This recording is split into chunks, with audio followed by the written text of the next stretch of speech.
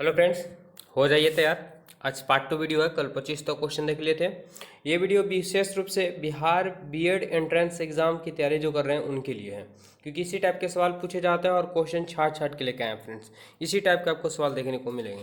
तो चलिए, अगर आप लोग को आंसर पता है तो कमेंट बॉक्स में फटाफट से बताने का प्रयास करेंगे।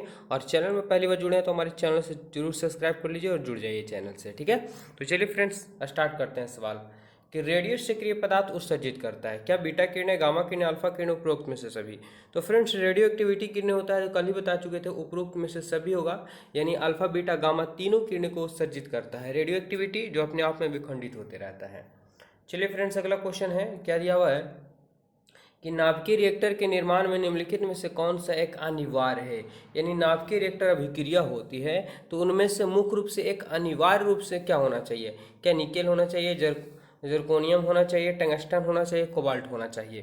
फ्रेंड्स, फटाफट से कमेंट बॉक्स में आंसर बताने का प्रयास करेंगे। राइट आंसर की हम बात करें तो नाभिकीय रिएक्टर मुख्य रूप से जो होने का अति आवश्यक है वो जर्कोनियम है, ठीक है। राइट आंसर हो जाएगा बी। अगला सवाल है, क्या दिया हुआ है कि नाभिकीय रिएक्टर में न्यूट्रॉन नियंत्रण के रूप में निम्नलिखित में से प्रयोग किया जाता है। यानी नाभिकीय रिएक्टर अभिक्रिया में न्यूट्रॉन को नियंत्रण करने के रूप में किसे प्रयोग किया जाता है? क्या एल्युमिनियम का, ग्रेफाइट का, भारी जल का, या कैडमियम या बोरॉन का प्रयोग किया जाता है? किसका प्रयोग किया जाता है? तो फ्रेंड्स, ये प्रयोग किया जाता है कैडमियम का, ठीक है। कैडमियम या तो बोरॉन का प्रयोग किया जाता है, न्यूट्रॉन के नियंत्रण के रूप में किया जाता है। चलिए आगे बढ़ते हैं और फटाफट से, जिनका आंसर डी था बिल्कुल सही है। और अगला क्वेश्चन आ चुके हैं। सवाल क्या फ्रेंड्स, क्यूरी किसकी इकाई नाम है? यानी क्यूरी का ऐसे मात्रक क्या होता है? क्या तापक्रम है, ऊर्जा है, रेडियो एक्टिविटी है, धर्मिता है, या ऊष्मा है? तो क्यूरी, ठीक है। क्यूरी का ऐसा मात्रक जो होता है फ्रेंड्स, ये होता है रेडियो एक्टिविटी धर्मिता। रेडियो एक्टिविटी धर्मिता को ही क्या कहते हैं? क्यूरी में मापा जाता है। ऑप्शन सी हो जाएगा। आप लोग ऑप्शन सी बताएं तो बिल्कुल सही है। और चलिए फटाफट से क्वेश्चन क्लियर करते हैं। सवाल है 29 नंबर, टॉप क्वेश्चन है 25 फ्रेंड्स, कि रेडियो कार्बन डेटिंग किसकी उम्र ज्ञात करने के लिए प्रयुक्त किया जाता है? वेरी खास क्वेश्चन, बार बार एग्जाम में आने वाला ये सवाल है कि रेडियो कार्बन डेटिंग किसकी उम्र ज्ञात करने के लिए किया जाता है? शिशुओं को, चट्टानों को, जीवाश्मों को, ग्रहों को? क्या होगा फ्रेंड्स राइट आंसर? तो ये किया जाता है जीवाश्म की आयु प्राप्त करने के लिए कार्बन डेटिंग का प्रयोग किया जाता है। Option C. चलिए 30 नंबर सवाल पहुंच चुके हैं। और क्या दिया सवाल में कि पृथ्वी की आयु निर्धारण निम्नलिखित में से किस विधि द्वारा किया जाता है? पृथ्वी की आयु अगर ज्ञात करना है तो किस विधि से इसे ज्ञात किया जाता है? क्या जैव घड़ी विधि से, जैव तकनीक विधि से, यूरेनियम से, कार्बन डेटिंग विधि से? चलिए 30 नंबर सवाल का आंसर बताना फ्रेंड्स। तो पृथ्वी की आयु निर्धारित करने के लिए जो किया जाता है, यूरेनियम का प्रयोग किया जाता है, ठीक है। ऑप्शन सी हो जाएगा, याद रखना है। टोटल सवाल इंपॉर्टेंट है, इसलिए सभी सवाल को माइंड में रखेंगे। देखिए सवाल क्या है कि कलपक्कम के फास्ट है ना ब्रीडर टेस्ट रिएक्टर में निम्नलिखित में से कौन सा शीतलक रूप में प्रयोग में लाया जाता है? सवाल है कि कलपक्कम के फास्ट ब्रीडर टेस्ट रिएक्टर में निम्नलिखित में से कौन सा शीतलक रूप में प्रयोग में लाया जाता है? क्या भारी जल, समुद्र जल, गलित सोडियम, या कार्बन डाइऑक्साइड? किसे प्रयोग किया जाता है फ्रेंड्स? तो ये प्रयोग किया जाता है गलित सोडियम का प्रयोग किया जाता है कलपक्कम के फास्ट ब्रीडर टेस्ट रिएक्टर में। अगला सवाल है 32 नंबर, और देखेंगे क्या है कि कलिज नलिका का प्रयोग क्या उत्पन्न करने के लिए किया जाता है? कलिज, ठीक है, ये कुलिज लिख चुका है, कुलिज है फ्रेंड्स। कुलिज नलिका का प्रयोग किसके उत्पादन करने के लिए किया जाता है? एक्स किरणें, सूक्ष्म किरणें, गामा किरणें, या रेडियो तरंग? चलिए फटाफट से बताइए 32 नंबर सवाल का आंसर। तो फ्रेंड्स, कुलिज नलिका का जो प्रयोग किया जाता है वो एक्स किरण उत्पादन करने के लिए किया जाता है। ऑप्शन ए हो जाएगा। 33 नंबर सवाल पहुंच चुके हैं। साइंस का बेहद ही टॉप क्वेश्चन है सब। अति चालकता किस तापमान पर अत्यधिक आर्थिक महत्व की हो सकती है जिससे लाखों रुपए की बचत हो? क्या अत्यधिक ऊंचे तापमान पर, सामान्य तापमान पर, या उस तापमान पर जिस तापमान पर अर्धचालक हो जाता हो, या अत्यंत कम तापमान पर? 33 नंबर सवाल का आंसर बताना। तो फ्रेंड्स, ये होता है सामान्य तापमान पर जो होता है अति चालकता अत्यधिक आर्थिक महत्व देता है। और अति चालकता का प्रयोग हाई फास्ट चलने वाले कंप्यूटर में भी प्रयोग किया जाता है फ्रेंड्स, ठीक है।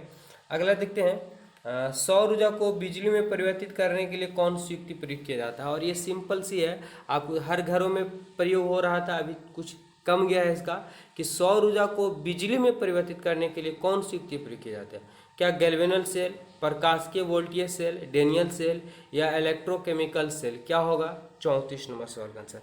फ्रेंड्स ये होगा प्रकाश वोल्टेज सेल। प्रकाश यानी सोलर सेल जिसको बोलते हैं, सोलर से भी धूप पड़ेगा तो उसे करंट उत्पन्न हो जाता है, तो प्रकाश वोल्टेज सेल यानी प्रकाश से वोल्टेज बनता है। ठीक है, ऑप्शन बी हो जाएगा। 35 नंबर सवाल क्या पूछा है कि नाभिकीय रिएक्टर में भारी जल का प्रयोग किस रूप में किया जाता है। नाभिकीय रिएक्टर में भारी जल का प्रयोग किस रूप में किया जाता है? शीतलक, परिरक्षक, नियंत्रक या मंदक रूप में प्रयोग किया जाता है? किस रूप में किया जाता है? तो फ्रेंड्स ये किया जाता है मंदक रूप में। ठीक है, अभिक्रिया को धीमा कर देता है नाभिकीय रिएक्टर में भारी जल। भारी जल का सूत्र बार बार पूछ दिया था, D2O ड्यूटेरियम ऑक्साइड होता है, याद रखिएगा। और चलिए आगे देखते हैं 36 नंबर सवाल क्या दिया हुआ है कि नाभिकीय रिएक्टर में ऊर्जा उत्पन्न होती है क्या अनियंत्रित संलयन के द्वारा, क्या नियंत्रित विखंडन के द्वारा, क्या नियंत्रित संलयन द्वारा या अनियंत्रित विखंडन के द्वारा। सवाल ध्यान से समझिए कि नाभिकीय रिएक्टर है तो नाभिकीय रिएक्टर दो प्रकार के होते हैं, लेकिन यहाँ पे बोला कि नाभिकीय रिएक्टर ऊर्जा उत्पन्न होती है। तो ऊर्जा उत्पन्न होने के लिए क्या होना चाहिए? तो फ्रेंड्स विखंडन होना चाहिए, तभी तो ऊर्जा उत्पन्न हो सकता है। तो नाभिकीय विखंडन के द्वारा जो होता है ऊर्जा का उत्पादन होता है। ठीक है, चलिए आगे देखते हैं, अगला बढ़ते हैं। अगला क्वेश्चन क्या दिया हुआ है कि परमाणु पाइल का प्रयोग कहाँ होता है? परमाणु पाइल का प्रयोग कहाँ होता है? क्या नाभिकीय विखंडन के प्रचलन में, क्या ताप नाभिकीय संलयन के प्रचलन में, या परमाणु त्वरण में, या एक्स किरणें के उत्पादन करने में? तो परमाणु पाइल का जो प्रयोग किया जाता है फ्रेंड्स, ये किया जाता है ताप नाभिकीय संलयन के प्रचालन में प्रयोग किया जाता है। ठीक है, परमाणु पाइल का ऑप्शन बी हो जाएगा। अगर ऑप्शन बी आप लोग बताए हैं तो बिल्कुल सही है। और चलिए फटाफट से वीडियो में शुरू से अंत तक बने रहिएगा फ्रेंड्स, घबराने की जरूरत नहीं है। जो याद नहीं है याद भी होता जा रहा होगा, और जो याद है सो आप बताते भी जाएंगे फटाफट से। अभी अगला सवाल है कि द्रव्यमान ऊर्जा संबंध किसकी निष्कर्ष है? यानी द्रव्यमान ऊर्जा संबंध, द्रव्यमान जो ऊर्जा से संबंध है वो किसका निष्कर्ष है? क्या ऊर्जा का क्षेत्र सिद्धांत से, सापेक्षिकता के सामान्य सिद्धांत से, या सापेक्षिकता के विशेष सिद्धांत से, या क्वांटम सिद्धांत से? क्या होगा राइट आंसर इसका बताना है। तो फ्रेंड्स ऊर्जा जो है द्रव्यमान संबंधित है, तो ये संबंधित है जो आपका यह है सापेक्षिकता का सामान्य सिद्धांत से, है ना, सापेक्षिकता का सामान्य सिद्धांत से संबंधित है, ऑप्शन बी। चलिए आगे देखेंगे अगला सवाल क्या दिया हुआ है। और अगला सवाल है फ्रेंड्स कि परमाणु बम के विस्फोट में भारी मात्रा में ऊर्जा किसके कारण निकलती है? परमाणु बम जो होता है विस्फोट होता है तो विशाल मात्रा में ऊर्जा उत्पन्न होती है, तो ऊर्जा किसके कारण उत्पन्न होती है? क्या न्यूट्रॉन का प्रोटॉन में परिवर्तित हो जाना, क्या यांत्रिक ऊर्जा को नाभिकीय ऊर्जा में परिवर्तित हो जाना, या रासायनिक ऊर्जा को ताप ऊर्जा में परिवर्तित होना, या द्रव को ऊर्जा में परिवर्तित हो जाना? बड़ा कन्फ्यूजन सवाल है, लेकिन घबराने की जरूरत नहीं है। यहाँ पर दिया परमाणु बम का विस्फोट होना, तो विस्फोट हो रहा है तो ऊर्जा निकल रहा है, वो किसके कारण निकल रहा है फ्रेंड्स? तो ये निकलता है कि जो द्रव्य है यानी पदार्थ है वो ऊर्जा में परिवर्तित हो जाते हैं। ठीक है, ऑप्शन डी हो जाएगा। 40 नंबर सवाल क्या पूछा है देखेंगे, दिया है कि परमाणु रिएक्टर क्या है? परमाणु रिएक्टर क्या है? यानी यूरेनियम 238 का उत्सर्जक है। ठीक है, यू मतलब यूरेनियम होता है, आणविक भट्टी है, यह परमाणु बम निर्माण स्थल है, यह पानी भारी पानी का तालाब है। तो परमाणु रिएक्टर समझ सकते हैं फ्रेंड्स। ठीक है, बने रहेंगे आप लोग वीडियो में, घबराने की जरूरत नहीं है। क्या दिया हुआ कि परमाणु रिएक्टर क्या है? तो परमाणु रिएक्टर की बात करें, यह है आणविक भट्टी। ठीक है, आणविक भट्टी, ऑप्शन बी हो जाएगा। चलिए 41 नंबर सवाल क्या दिया हुआ है कि डायोड वह प्रयुक्ति है जो धारा को, तो डायोड आप लोग पढ़े होंगे फ्रेंड्स। ठीक है, डायोड के बारे में आप लोग पढ़े होंगे। तो देखेंगे डायोड क्या है कि किसी भी दिशा में प्रवाहित होने वाले नहीं होने देता है, या दोनों दिशाओं में प्रवाहित होने देती है, या एक दिशा में प्रवाहित होने देती है, वो प्रयुक्त में से कोई नहीं। तो डायोड का काम ये है फ्रेंड्स कि केवल वो एक दिशा में प्रवाहित होने देगा, यानी करंट को सिर्फ जाने देगा, लेकिन करंट को वापस लौट के आने नहीं देता। डायोड का काम होता है। तो ऑप्शन क्या होगा? ऑप्शन सी हो जाएगा यहाँ पे कि एक दिशा में प्रवाहित होने देती है डायोड। चलिए 42 नंबर सवाल, और ये क्या पूछा है सवाल कि निम्न में से कौन सा धातु अर्धचालक की तरह ट्रांजिस्टर में प्रयोग किया जाता है? सवाल है कि निम्नलिखित में कौन सा धातु अर्धचालक की तरह ट्रांजिस्टर में प्रयोग किया जाता है?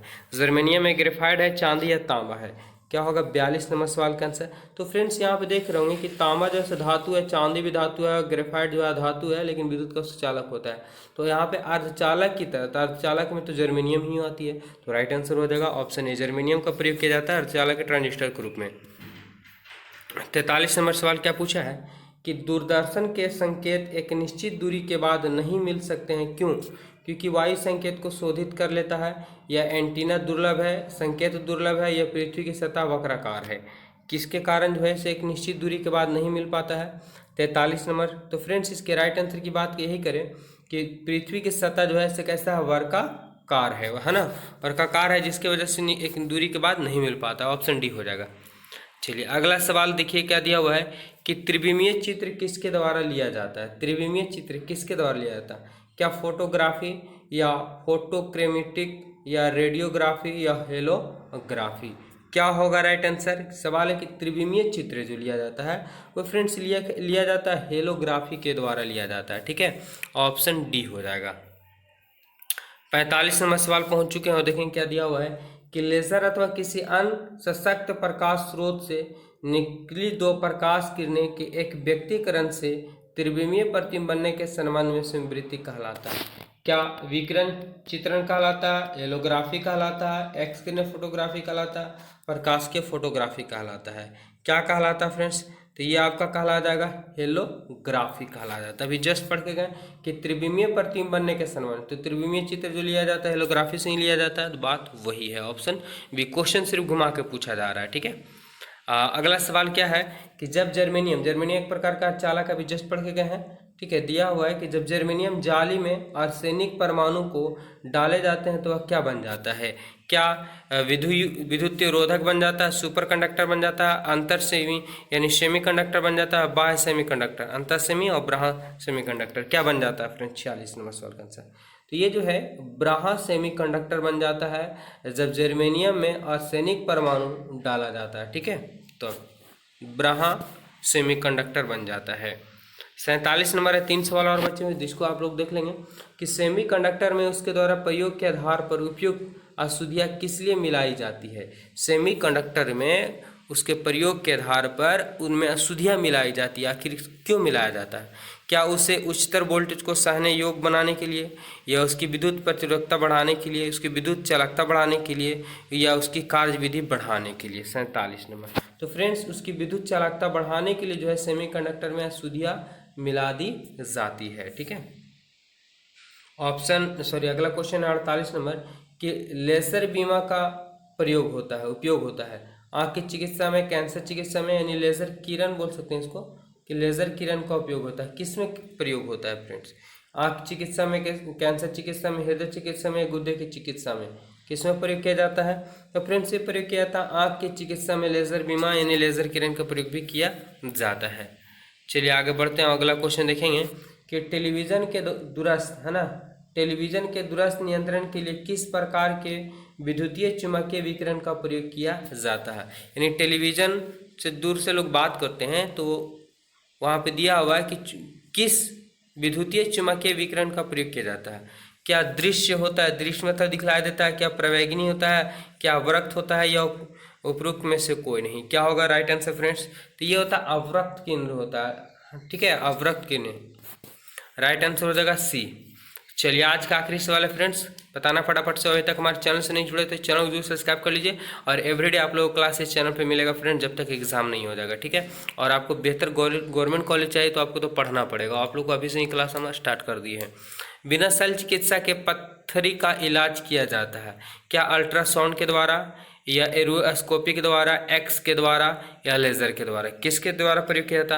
तो फ्रेंड लेजर किरणें के द्वारा जो है एक्स है ना, बिना शल्य चिकित्सा, शल्य मतलब बिना चीरफाड़ किए हुए ही पथरी का इलाज कर दिया जाता है, लेजर किरण के द्वारा कर दिया जाता है, यानी बाहर से मार के पथरी को गला दिया जाता है। ठीक है, तो ये टॉप 25 क्वेश्चन देखें फ्रेंड्स। ठीक है, तो इसका पार्ट 2 क्लियर हो गया। कल अगला टॉपिक आएगा जीके जीएस का। ठीक है, तो चैनल को जरूर सब्सक्राइब करिए और आपको नए दोस्त लोग हैं तो जरूर शेयर करिए। धन्यवाद, मिलते हैं नेक्स्ट वीडियो में।